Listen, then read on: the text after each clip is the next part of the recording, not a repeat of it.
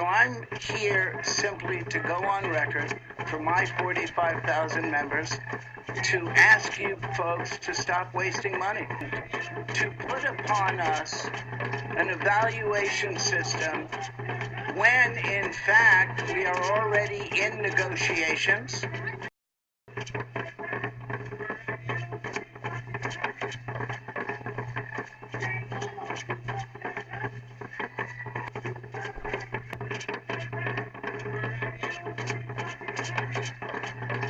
As president of UTLA, I'm telling you, you must not give those assessments. You must not go to those faculty meetings.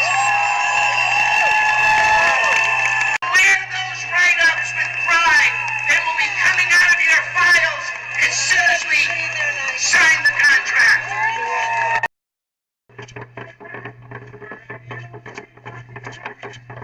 It's not about money. It's about having quality education in the classrooms. It's not about a pay increase for the teachers. It's about teaching the children appropriately and not crowding more children in a classroom.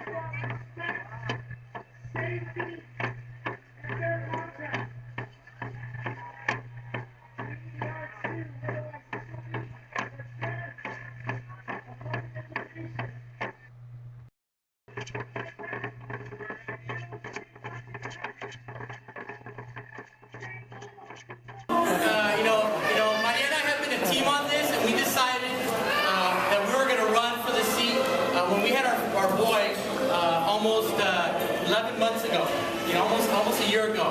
And I was on my paternity leave, and it was all the reasons why not to do this. And it's a tough gift to have, and people will tell you some people have worked there, and definitely the work that we've been doing. But when Emiliano was born, it all crystallized, completely crystallized, because it was very clear from the work that we were doing. It was only the work that I've been doing for my whole life, organizing parents, working at the board to push for these reforms.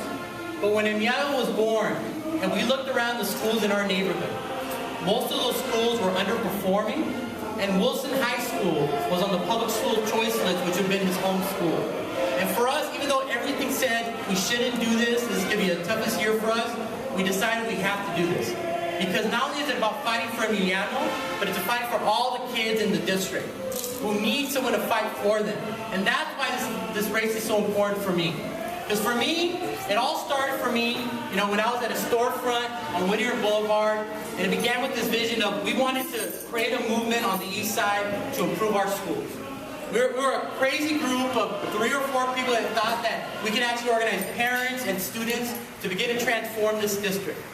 And for me, that's always at the center of the work that I try to do. Because it's going to be parents and students that are going to hold this district accountable to finally transform this district. It doesn't matter what zip code you live in, what area of the city you live in, or if the southeast, the northeast, or the east side, everyone deserves a quality education. And I think that's what everyone in this room is committed to. Because for us, that is the fight in front of us. And that's why this election is so key. It's either about a simple proposition I keep telling folks. It's either about moving forward or moving backwards. Stopping the stuff that we believe will eventually transform this district, or allowing a high dropout rate to continue, allowing the fact that a lot of our kids are not getting a fighting chance in our schools, which is what we're fighting for. That's all we're asking for. We want to make sure every kid gets a fighting chance. Because we understand that today, our kids are not only competing against folks in San Francisco or New York, our kids are competing against folks in China, in China, in India, in Latin America. And our kids right now don't have a fighting chance to do that. I always love to tell about the statistic. So, one of the first things I did, I went to go meet the trades at their new training center in Commerce. And there's the electrician union. And they told me that only 20% of our kids, only 20% of our graduates are passing the exam to be an apprentice electrician out of our district. I mean, that's dreadful numbers. And we know a lot of the other numbers that we know about. But for me, that really brought it home. Because not only are we not preparing our kids for college, but we're not preparing our kids for the quality jobs in our neighborhood. And that in itself should create the crisis that we need to do this work in. So for me, this work began with the work I began as a community organizer, as an educator. Will continue because I have skin in the game for a long time now with Emiliano with me. And for me, this work is about all of us working together. We're fighting against these belief systems sometimes that say that our kids can't learn. We're fighting against belief systems that say our kids can't go to college. And we have to fight that tooth and nail every day, every time. Because we have to teach every kid, every parent, like it's our own mother, like it's our own kid. And that's what we have to fight. And that's why I'm committed to doing this work. And this has been a tough race. Some of you all have been following because you live in the district. Some of you all have been following from the outside. And you've seen how much money has been spent in this race, right? At this point, it's been almost $3 million been spent between the primary and the general.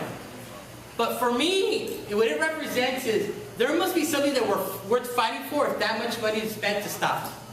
And that's what I believe in. And that's what brings it all home. The other day when I was meeting with these parents who are from the UFW, I'm proud to say the UFW endorsed me last Thursday. And they wanted to endorse me on Monday. And I think that says volumes for the work that we're doing here. Because even though the teachers union is spending close to $2 million against me, when progressive labor folks are on our side like that, they understand that we're creating a different path. Because our fight is not only about making sure that folks have quality jobs in the schools, but they understand this is a working class fight for their kids. Every person that's part of those unions understands that they want their kids to have better chances, so they don't have to fight for these meager wages or these bad jobs. They want their kids to have another fighting chance. And that's why I understand that this coalition is bigger than me, bigger than us, because we're trying to actually get to a place that this area has never seen before. And for me, that's what it's all about. So each of you here today are part of that. Each of you are adding to make sure that we bring it home on May 17th, that we get our message out, that we tell everyone about a message of hope for this district. Because I think the reason our message has resonated throughout this district, in our mail, in our walking, is because people want something different than what they see every day in their schools. They want more parent involvement. They want a candidate who says, we want more parents involved, we want changes in our school, and they see it every day. I always love to say this line by Stephen Biko, who's a South African freedom fighter under apartheid. He said this line, said, it's not our job to convince people that they have failing schools or they're fighting unemployment. That's not our job. Our job is to create a vehicle so they don't accept that. Right? To put them in a place that they don't have to accept failing schools, they don't have to accept this high dropout rate, because when that begins to happen, nothing's going to stop this movement. So I'm going to ask all of you here today that Tuesday, May 17th is such a key date. I want each of you, whoever could be out there, to be there out there as long as possible, from 2 to 8, 3 to 8, 5 to 8. Because our job that day is to turn out those voters. That's the most important thing. because the other side is running a dirty, dirty campaign. They're betting on the fact that a lot of voters won't come out to this race. And worse off, their campaign is based on suppressing the Latino vote.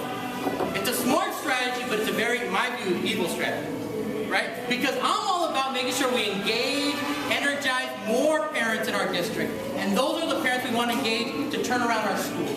So it's really upon us, hopefully as many of you all can come out that day, send the message out, tell people how important this election is.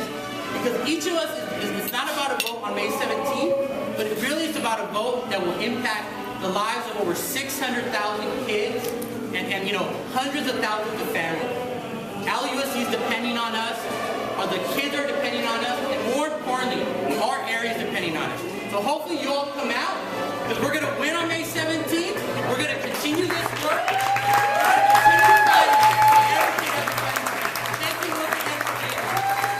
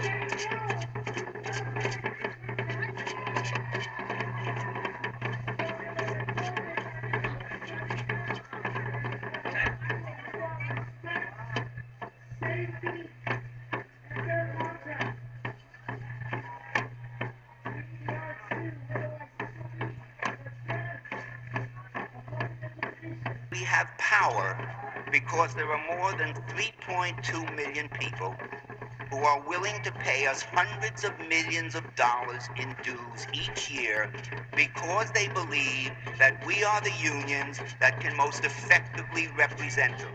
The unions that can protect their rights and advance their interests as education employees. This is not to say that the concerns with closing achievement gaps, improving teacher quality, and the like are unimportant. To the contrary, but they need not and must not be achieved at the expense of due process, employee rights, and collective bargaining. That simply is too high a price to pay.